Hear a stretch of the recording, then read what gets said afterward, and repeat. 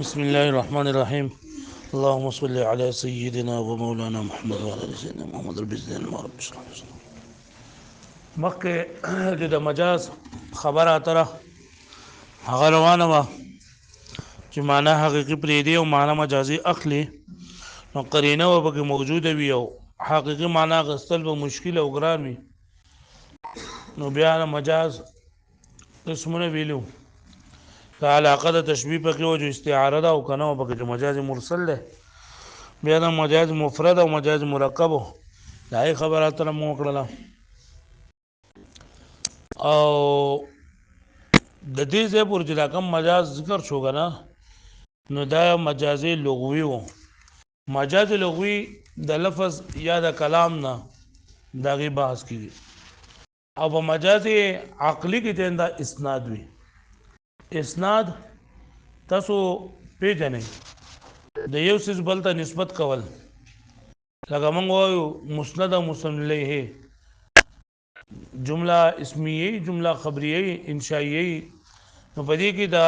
یو څیز نسبت شوی بل ته که نه، ها، نو دې نسبت کولو ته څه ویلی کېږي؟ اسناد ویلی کېږي. څه ورته ویلی کېږي؟ اسناد. نو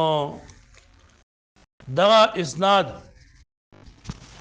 دا په دوه قسمو باندې دی، یو حقیقت عقلی ده، یو مجاز عقلی ده. حقیقت عقلیه دې ته ویل کېږي چې د کم څیز کم ته نسبت کېږي، هغه د هغې لپاره وضع شوی، هغې د هغې لپاره څه شوی؟ وضع شوی.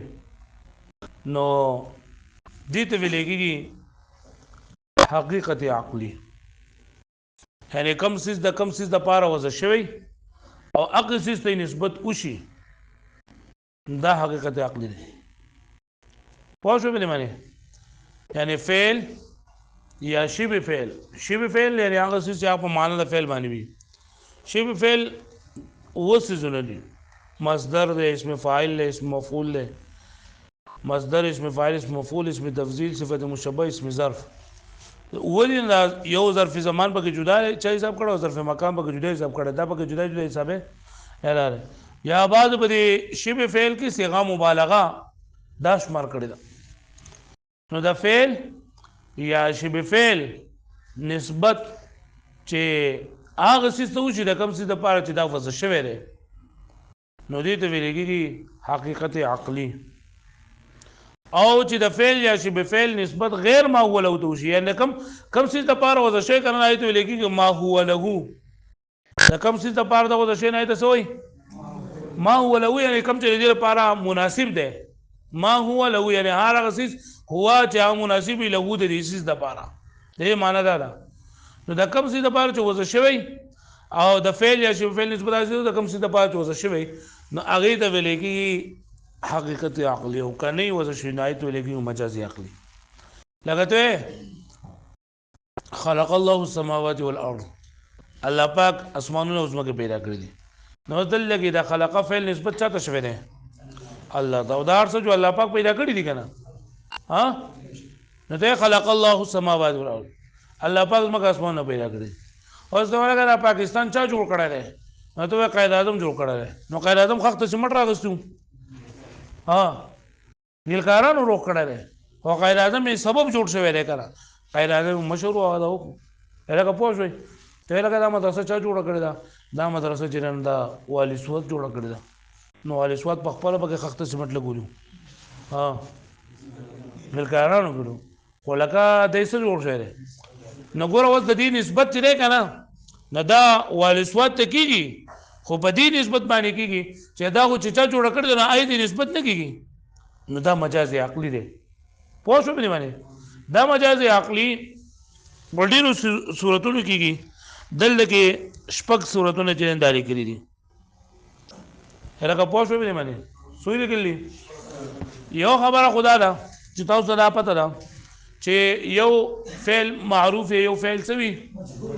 نو په فعل معروف کې نسبت د فعل چا ته کېږي، او په فعل مجهول کې د فعل نسبت چا ته کېږي؟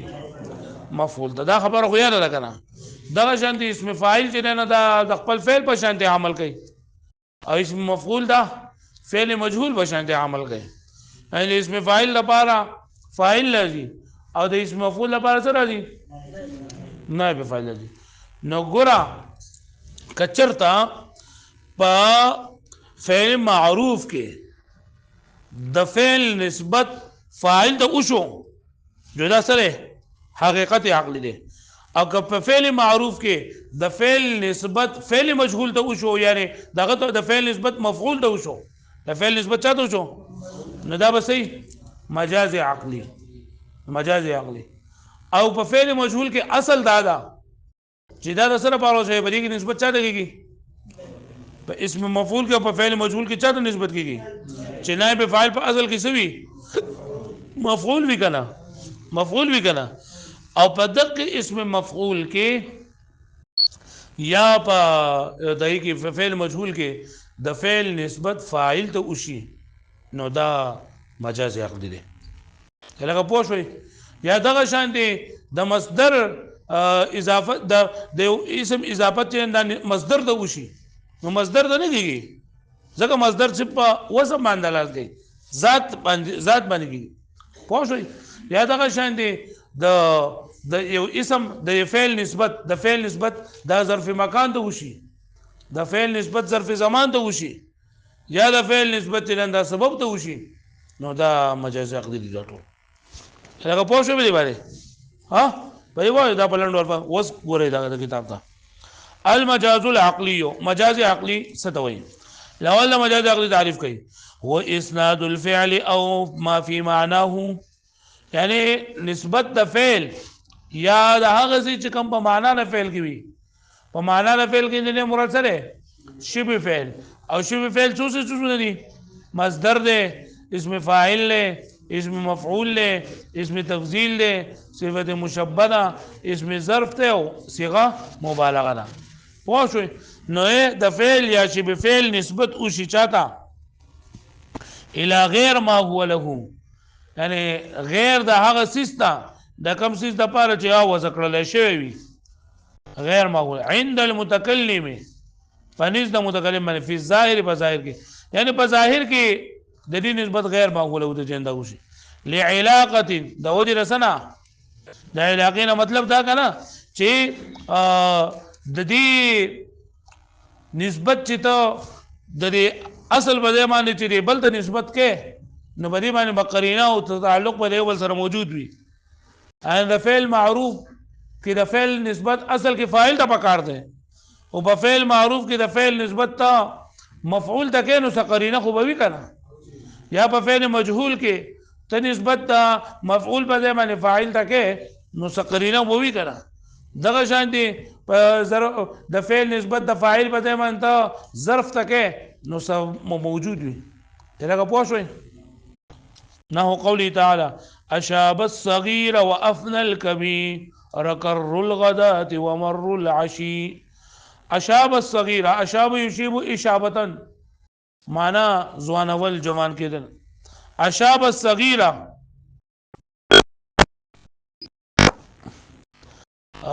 معشوم هغه دغه ورکوټي ځوان کو وافن الكبير افن ابن فنا کول او مشران فنا کړل دا چا کرل غدات ومر العشيه کرل غدات د سحر راتللو ومر العشيه د ماخام تللو سحر کېدو ماخام کېدو واړی ځوانان کړلو بوډاګان فنا کړل نو وس دا بوډا کول او ځوانولو دا چې نه دا وخت او الله پاک کوي خدای لګي دا الله پاک په ځای باندې نسبت چاته شوی دی وخت شوی دی دا مجاز عقلی دی خدا حالا چې کله دا شاعر دی نه نستا په ځای کې دا شاعر مؤمن دی که مؤمن مسلمان جو هغه و چې دا هر صدا الله پاک کوي او که دهری وي نو بیا مجاز عقلی دی که مجاز حقیقت عقلی دی ځکه هغه چې دا هر څه کوي زمانه کوي الګ پوه شوی باندې أشاب الصغير وأفنى الكبير وركر القدات ومر العشي زوان کو معشوم او خدم کو بوډا مشر چا کرل غدات راتللو د سحر ومر العشي او تللو د ماخام فإن إسناد الإشابة والإفناء ويدلك نسبت د ځوانۍ او د بوډو د فنا کېدو شوی دی چاته الى کر الغداة ومرور العشي د ورځې راتللو او د شپې تللو اسناد الى غیر ما هو له دا نسبت کولی اسناد کولی غیر ما هو له ته اذ المشيب والمفني في الحقيقة هو الله تعالى ځکه چې ځوان کوونکې او فنا کوونکې په اصل کې څوک دی الله تعالی دی یا لکه پوه شوې بلې معنی پوه شوې ومن المجاز العقلي ول د مجاز عقلي چې دی که نه دا قسمونه دلته کې شپږ قسمونه ذکر کړي دي چې اسناد ما بني للفاعل الى المفعول بني للفاعل فعل معروف ته ویل کېږي یعنی نسبت د هر هغه څیز په چې کوم مبني وي یعنې جوړ شوی د فاعل لپاره د فاعل لپاره چې کوم څه جوړ شوی نه ته فعل معروف وایي نو نسبت د فعل معروف مفعول ته لکه عيشة راضية یعنی اصل کې داسې ده چې کم کس چې دی که نه دا نیکی کوي او کم کسان په دنیا کې په خپل ځان باندې محنت او کوشش کړی وي نو الله پاک به ته د جنت زندگی ورکوي څه ورکوي د جنت زندگی ورکوي عيشة راضية یعنی فهو فی عيشة راضیه دا کسب وي په زندګۍ کې داسې زندگی په زندګۍ کې به داسې وي خوشحاله وي نو اوس دلته کې دا زندگی خوشحاله نه وي بلکې دا زندگی چې چاته میلاو شوي ده نو هغه خوشحاله وي لکه راضیة اسم فاعل دی او ما تاسو ته مخکې دا خبره وکړله چې څنګه فعل معروف کې د دې نسبت فاعل لګي نو په اسم فاعل کې هم نسبت د فعل چاته کې نسبت ته چاته کېږي فاعل لګي کنه نو دا عيشة راضية اصل کې دې سره عيشة رضيها صاحبها عيشة رضيها صاحبها چې په دې جنت کې به دې انسان ته داسې ژوندۍ ملاو شي چې هغه ژوندۍ والا به پکې خوشاله وي ژوندۍ والا به پکې خوشاله وي او دلته کې زندگی والا پکې نشته رہے صاحب پکې نشته رہے بلکې نسبت دې زندگی ته کړه رہے چې دا خوشاله کېدونکې به زندگی نو زندگی نه خوشاله بلکې دا زندگی چې چا سره ده صاحب د زندگی خوشاله لکه پوه شوې په دې باندې پوه شوې نو دلته کې د راضیتین نسبت چې نه عيشتون د شوی دی اصل کې صاحب العيشه پکارو او دا عيشتون چې نو دا مفعول دی سره مفعول دی مفعول ته وایي چې بچا باندې دا فعل نو دې به په دې ژوندۍ کې چې ژوندۍ به خوشاله وي نو فعل په معنا وکړي شي کنه او دا اسم فاعل نسبت چاته شوی دی لګي مفعول دا لکه عيشة راضية بازل کې سره عيشة رضيها صاحبها عيشة رضيها یا لکه پوه شوې په دې باندې وعكسه عكس دې مطلب سره یعنی چې نسبت په فعل مجهول کې چاته شوی فاعل شوی لکه سیل مفعم دا سیل ولګي دریا سیلاب تا او مفعم اسم مفعول دی معنی ډکل شوی نو ته ډکل شوی سیلابو ډکل شوی نو دلته اوس ګوره دا مفعم دا اسم مفعول دی مفعم سره اسم مفعول دی او اسم مفعول کې د فعل نسبت نائب فاعل لګيږي د دې اسم مفعول کې څه وي نائب فاعل به موجود وي کنه لکه پوهیږئ نو ګوره اوس دې مطلب دا دی چې سیلاب ډکړل شوی نو سیلاب نه ډکړل شوی بلکې سیلاب راغلی د سیلاب د وجې نه دا کیره او دا ټوله وادي چې دا ډکړل شوی لکه پوه شوې معنی سر ډکړل شوی وادي ډکړل شي او دلته کې وادي شته نشته ده کنه نو د فعل نسبت مفعول ته پکارو د اسم مفعول نسبت مفعول ته پکارو مفعول نشته ده بلکې د سیلاب ته شوی ده سیل مفعم اصل کې څه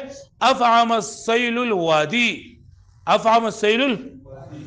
مطلب سیلاب راغله او هغه دغه وادي د وبونه ډک کړله